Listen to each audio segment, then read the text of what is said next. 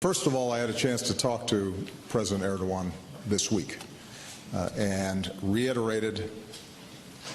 what we said from the earliest reports that a coup was being attempted in Turkey, and that is that we strongly reject any attempt to overthrow democracy in Turkey, that we support the democratically elected government there, and I think one of the signs of great strength in the Turkish people was the fact that even strong opponents of President Erdogan, when reports of the coup were taking place and when it was still uncertain who exactly was behind it, even opponents of President Erdogan pushed back hard against the idea that the military should overthrow a democratically elected government. Any reports that we had any previous knowledge of a coup attempt, that there was any U.S. involvement in it, that we were anything other than entirely supportive of Turkish democracy are completely false, unequivocally false. And I said that to President Erdogan. And I also said to him that he needs to make sure that not just he, but everybody in his government understand that those reports are completely false. Because when rumors like that start swirling around, that puts our people at risk on the ground in Turkey, and it threatens what is a critical alliance and partnership between the United States and Turkey. So I want to be as clear and unequivocal as I can be. We deplore the attempted coup. We said so earlier than just about anybody, and have been consistent throughout, that the Turkish people deserve a government that was democratically elected. Now, what is true is that President Erdogan and Turkey have a strong belief that Mr. Gulen, here in who's in Pennsylvania, a legal resident of the United States, is somehow behind some of these efforts. And what I said to President Erdogan is the same thing that I would say to you and anybody else who asks, which is we have a process here in the United States for dealing with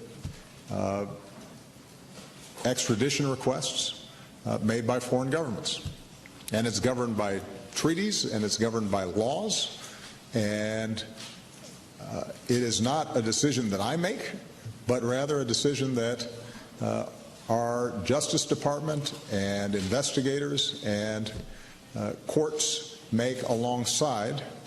my administration in a very well-structured and well-established process. So I told President Erdogan that they should present us with evidence that they think indicates the involvement of Mr. Gulen or anybody else who's here in the United States, and it would be processed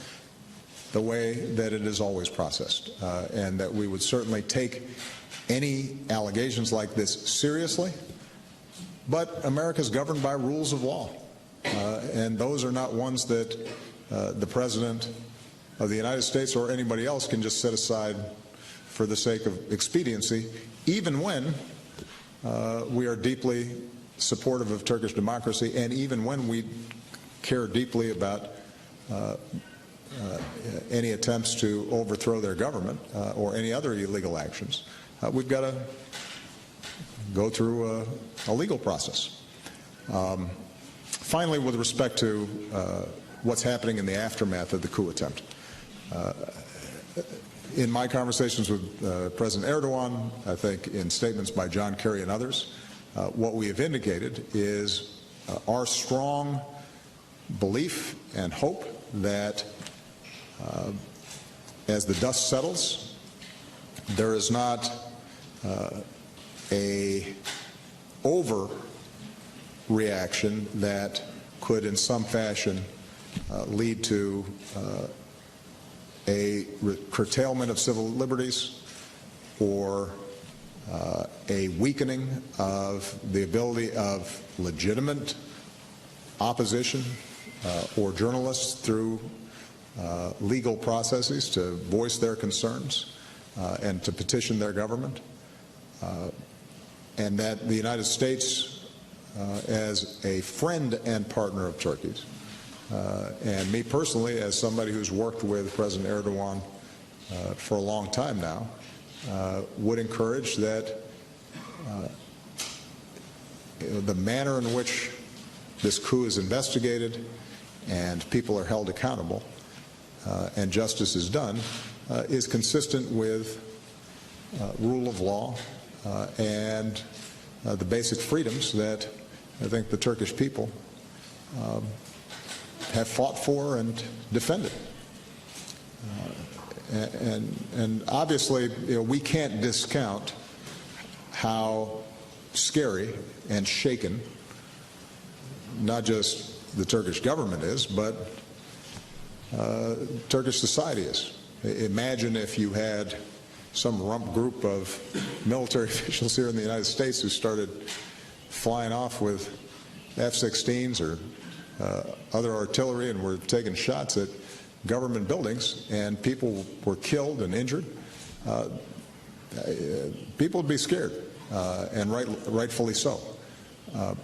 But one of the challenges of a democratic government is making sure that even in the midst of emergencies and passions, we make sure that rule of law and the basic precepts of justice and liberty prevail. And my hope is that that is what will emerge. In the meantime, we will continue to work with Turkey even as they try to stabilize the situation. Our base at Incirlik, from which we are going after ISIL hard, is up and running again, and we continue to work with them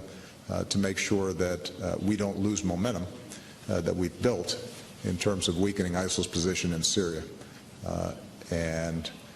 to try to strengthen the prospects for some resolution of that terrible conflict.